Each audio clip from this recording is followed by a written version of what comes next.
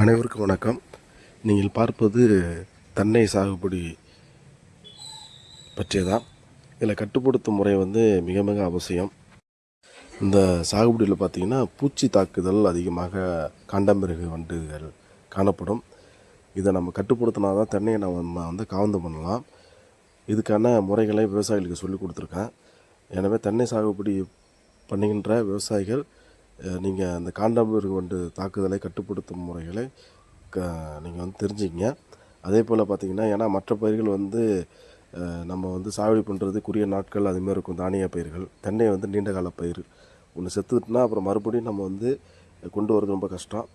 எனவே காண்டாமிருக வண்டு இப்போ இந்த விவசாயிகளுக்கு நான் சொல்லி கொடுத்துருக்கேன். வேர் மூலியமாக உள்ள ட்ரீட்மெண்ட்டும் உரம் மூலயமா வர ட்ரீட்மெண்ட்டும் சொல்லி கொடுத்துருக்கேன். அதேமாரி பூச்சி வராமல் இருப்பதற்கும் சொல்லி கொடுத்துருக்கேன். எனவே தென்னை சாகுபடி பண்ணுகின்ற விவசாயிகள் தயவுசெய்து இதை தெரிஞ்சுக்குங்க. நன்றி, வணக்கம்.